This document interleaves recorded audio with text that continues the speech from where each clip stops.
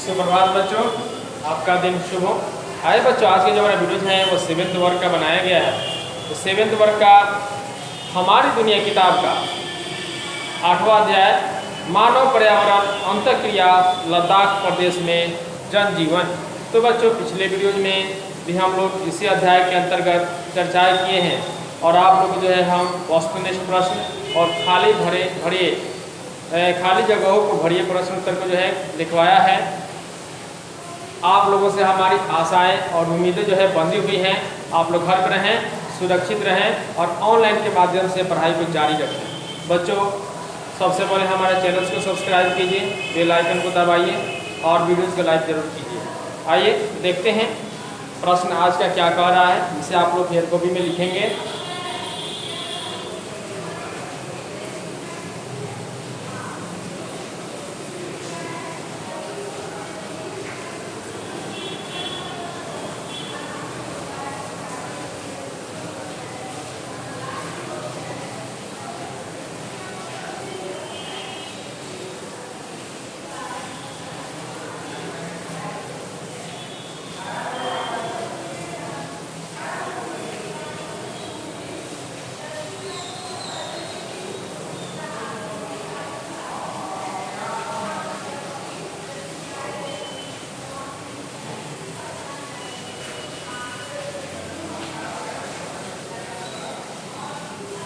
सबसे पहले बच्चों प्रश्न को प्रकृति के बारे में जानेंगे। प्रश्न क्या कह रहा है?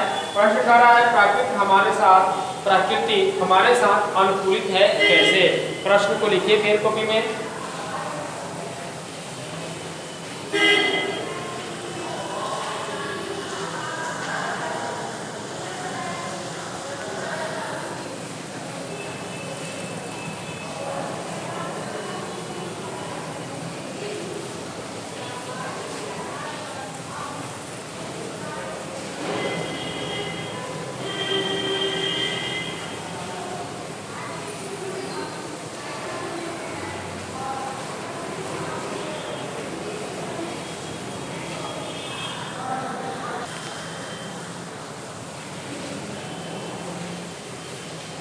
तो बच्चों, आप लोग इस प्रश्न को स्वयं लिखेंगे और प्रश्न पर केवल हम चर्चाएं करेंगे। आप लोग हम बताएंगे कि प्राकृतिक हमारे साथ अनुकूलित है कैसे। तो आप लोग कलम और कॉपी लेकर बैठ जाएं और हमारे बातों को ध्यानपूर्वक सुनने की कोशिश करेंगे। तो अनुकूलित शब्द जो आया है बच्चों, यहाँ पर देखेंगे शब्द आया है, यहाँ प्राकृतिक आया हुआ है, यहाँ अनुकूलित आया हुआ है। तो अनुकूलन शब्द जो होता है वो क्या होता है, इसके बारे में पहले हम लोग जानेंगे। अनुकूलित मतलब क्या होता है? कोई भी जीव किसी भी क्षेत्र में कहीं पर भी वहाँ के मौसम और जलवायु के अनुसार जो है उसमें ढल जाता है, उसी को अनुकूलन कहा जाता है। मान लीजिए आप लोग कहीं गर्म प्रदेशों में रहते हैं और ठंडे वाले प्रदेशों में चले जाते हैं, जैसे जम्मू कश्मीर में चले जाते हैं और वहाँ पे उस ठंडी को आप लोग बर्दाश्त करने की क्षमता आप लोग के शरीर के अंदर नहीं रहती है, तो क्या आप लोग जीवित रह पाएंगे? उत्तर होगा नहीं। यदि जम्मू कश्मीर के लोग अर्थात ठंडे प्रदेशों के लोग यदि राजस्थान वाले क्षेत्रों में चले जाते हैं, अर्थात वैसे जगहों पे चले जाते हैं जहाँ पे टेम्परेचर गर्मी अधिक पड़ती है, क्या वे लोग वहाँ पे जीवित रहेंगे? यदि उनका शरीर के अंदर उस टेम्परेचर को सहन करने लायक यदि क्षमता रहेगा तो जो है वह वहाँ पे जीवित रहेंगे, अन्यथा वे जो है अनेक प्रकार के रोगों से ग्रसित हो जाएंगे और वह मर जाएंगे, मृत्यु के प्राप्त हो जाएंगे। तो यही अनुकूलन होता है, इसी को अनुकूलित कहा जाता है। तो बच्चों यहाँ पे देखिए प्राकृतिक हमारे साथ अनुकूलित है कैसे। हाँ बच्चों, आप लोग देखेंगे कि एक वर्ष में 365 दिन होते हैं और 365 दिनों में एक सूर्य का एक चक्कर जो है लगाता है पृथ्वी को जो है एक चक्कर सूर्य का परिक्रमा करने में 365 दिन लगते हैं और 365 दिनों में वह जो है ऋतु परिवर्तन होते हैं। जैसे जैसे सूर्य से नजदीकी और दूरी बढ़ते जाती है पृथ्वी की, वैसे वैसे पृथ्वी पर जो है ऋतु परिवर्तन होता है। जैसे कभी देखते हैं आप लोग, कभी ठंड पड़ती है, कभी गर्मी पड़ती है, कभी बसंत ऋतु आते हैं, कभी जो है वर्षा का ऋतु आ जाता है।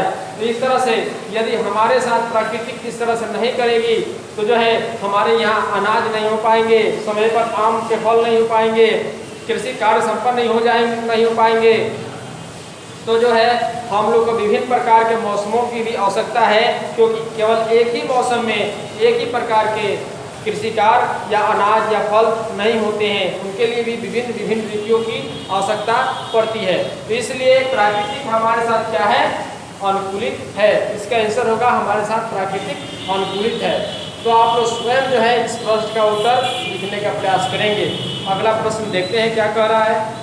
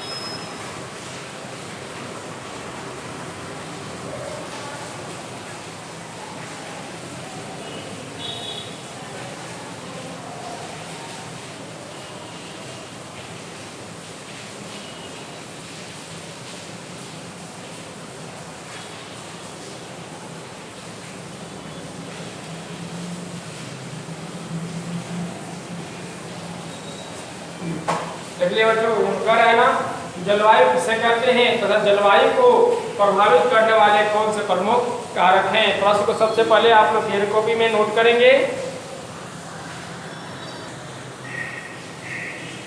देखिए बच्चों, प्रश्न का जलवायु किसे कहते हैं, ये भी प्रश्न का आप लोग चर्चा ही करेंगे।